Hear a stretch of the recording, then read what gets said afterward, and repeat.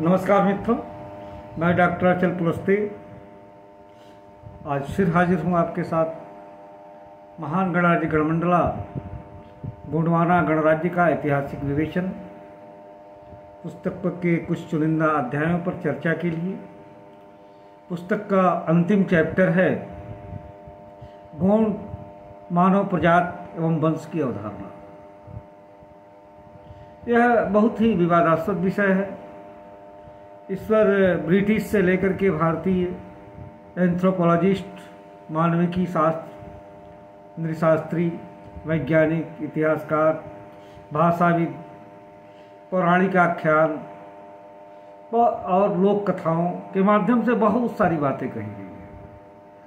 इस संबंध पर चर्चा करने से पहले एक चीज़ हमें जान लेना चाहिए कि ये अवधारणा बिल्कुल अवैज्ञानिक है कि पूरे विश्व की मानव प्रजात किसी एक व्यक्ति, ब्रह्मा, खुदा या शिव या आदम या हव्वा से पूरे सृष्टि की, पूरे जगत की, मनुष्य की संरचना किसी एक व्यक्ति से नहीं हुई। भौगोलिक सत्य है कि पृथ्वी पर जीवन का कारण सूर्य का ताप और चंद्रमा के कारण जो शीतलता है, इससे इन्वायरमेंट हुआ। और सूर्य के ताप, चंद्रमा की शीतलता यानी तापक्रम और शीत का प्रभाव जिन जिन क्षेत्रों में जैसे जैसे रहा, वैसे वैसे उस तरह के मनुष्य आकार लिए, पौधे आकार लिए, वनस्पतियाँ आधार ली, पशु पक्षी सब के सब उन्हीं इलाकों के अनुसार उनका जो है उत्पत्ति हुई है। तो इसी तरह हम बात करते हैं कि तमाम नृवंशों की, तमाम जातियों की, तमाम कुलों की अनेक तरह की कथाएं प्रचलित हैं, वैज्ञानिकी भी अलग अलग अवधारणाएं हैं। तो इस तरह हम गोंड मानव प्रजाति जो है, जो मानव एक प्रजाति है, जाति नहीं मानव प्रजाति ही है, और उसकी चर्चा आज करने जा रहे हैं।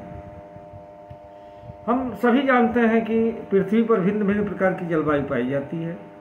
उसी के अनुरूप उस क्षेत्र में जीवन का विकास होता है, जिसमें पेड़ पौधे, जीव जंतु, मानव सभी होते हैं। जलवायु और पर्यावरण के अनुसार उस क्षेत्र में जीवों की, मनुष्य की, पेड़ पौधों की शारीरिक संरचना, रूप रंग अन्य मानव प्रजातियों के संपर्क में आने के बाद उनकी मौलिकता भी प्रभावित होती है। इसलिए किसी ही मानव प्रजाति के मूल की उत्पत्ति का निर्धारण करना एक कठिन और विवादास्पद कार्य है, विषय है।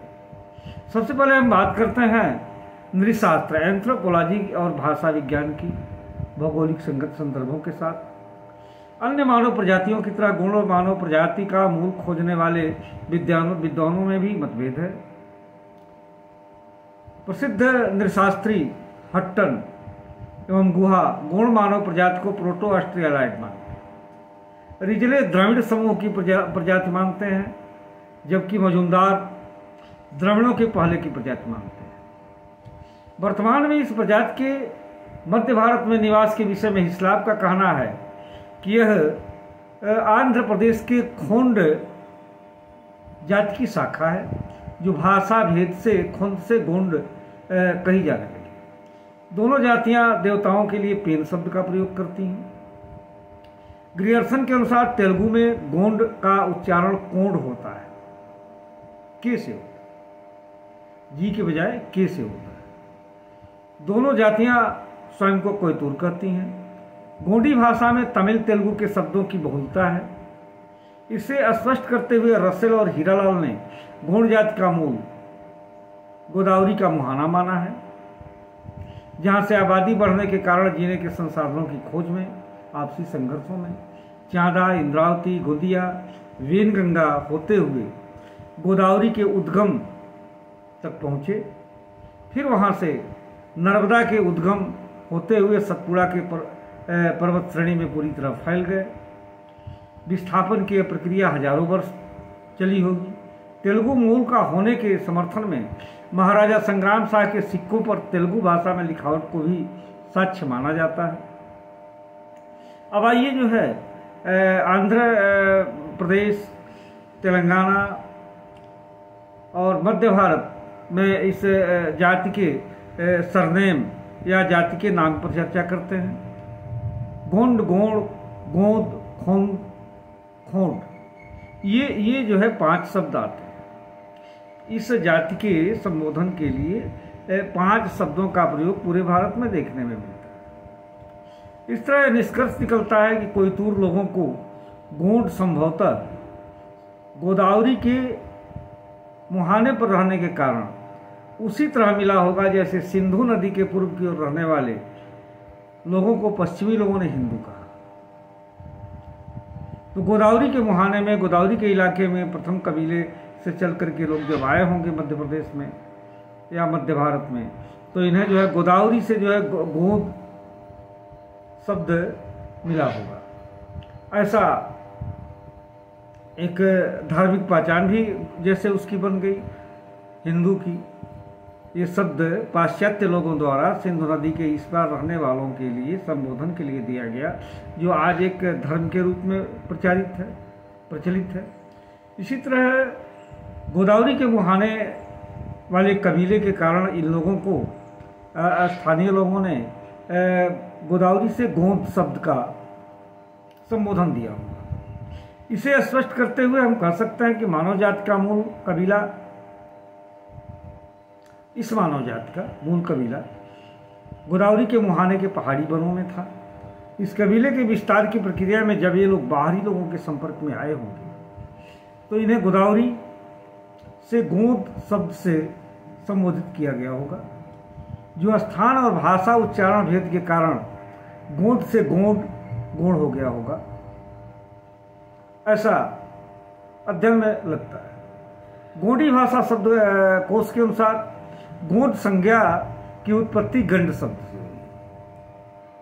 गोंडी भाषा के गंडद्वीप का तात्पर्य पंचखंड धरती, गंडजीव का तात्पर्य मनुष्य, गोंडी गोदाला का तात्पर्य गोंडी समुदाय, गुड्डी गोदा का अर्थ है समाधि। इस समुदाय के संस्कृत से जुड़े हुए सभी शब्द गो और डो से बने हुए मिलते हैं। इस तरह गोंड का तात्पर्य होमोसेपियंस से, गो और डो से मिलकर बने हैं।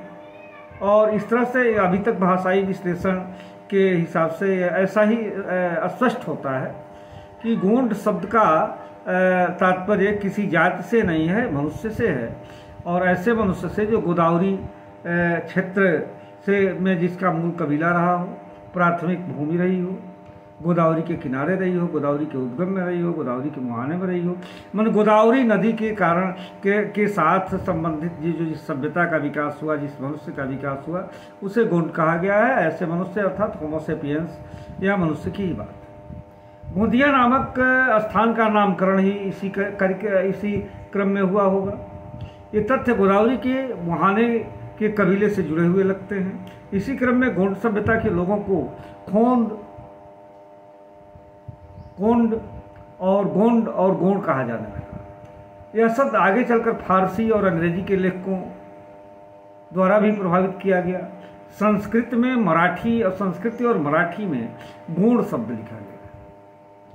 अबुल फजल ने गोंड में गोंड हो गया, जो अंग्रेजी भाषांतर में अंग्रेजी लेखकों ने GOND गोंड लिख दिया। आज भारत सरकार के अभिलेखों में गोंड शब्द GOND ही मान्य शब्द है। विभिन्न प्रदेशों में रहने वाले इस जाति के लोगों के जातीय संबोधन के लिए गोंड शब्द ही प्रयोग किया जाता है। गोंड राजाओं पर लिखित संस्कृत और हिंदी साहित्य में जो है गोंड शब्द का ही प्रयोग किया गया। इस ब्राह्मण लेखक के कारण गोंड जनजाति के लोगों को स्वयं को गोंड सिद्ध करने में सरकारी अधिकारियों के सामने मशक्कत करनी पड़ती है। उत्तर प्रदेश, बिहार और झारखंड के निवासियों के लिए गोंड एक ही शब्द सिद्ध करने के लिए उच्च न्यायालय तक जाना पड़ा। इसलिए इस पुस्तक में गोंड और गोंड दोनों शब्दों का प्रयोग किया गया है। गोंड स्वयं को गोंड कहने के बजाय कुई और कोयतूर कहते हैं, जिसका तात्पर्य भी मनुष्य होता है। यह शब्द पूरी तरह मनुष्य जाति के लिए उसी तरह है जैसे संस्कृत का मानव, मनुष्य, अरबी फारसी का आदमी, अंग्रेजी का मैन, जो मनुष्य को पृथ्वी के जीवों से अलग करता है। परंतु इस संबंध में खेदजनक रूप से एक आराम से लेखक हैं जिनके बारे में बहुत चर्चा नहीं है, लेकिन काफ़ी चर्चा हुई थी, हरीश कुमार खत्री। हरीश कुमार खत्री भारत का भूगोल और भौतिक संसाधन नामक पुस्तक में गोंड शब्द का गोंडी भाषा से अर्थ करते हुए उन्होंने गाय का मारने वाला लिखा है, जो बहुत ही शर्मनाक है। लेखक की अज्ञानता है और दुराग्रह। गोंड संगठनों ने इस पुस्तक का विरोध भी किया, यह पुस्तक जलाई भी गई।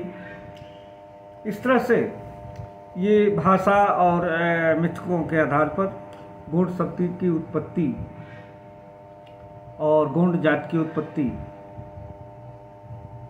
से स्पष्ट होता है। अब आगे इसको चर्चा में करने के लिए भाग 2 में हम पौराणिक संबंधों के साथ, पौराणिक संदर्भों के साथ मैं पुनः उपस्थित होऊंगा।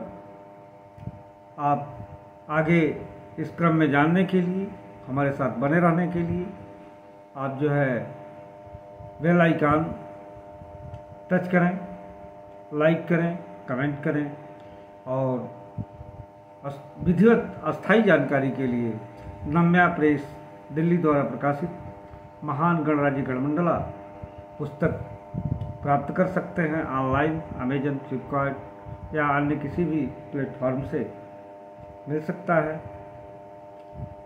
अब इस चैप्टर का आज यहीं विराम देता हूँ। जय जोहार, जय हिंद।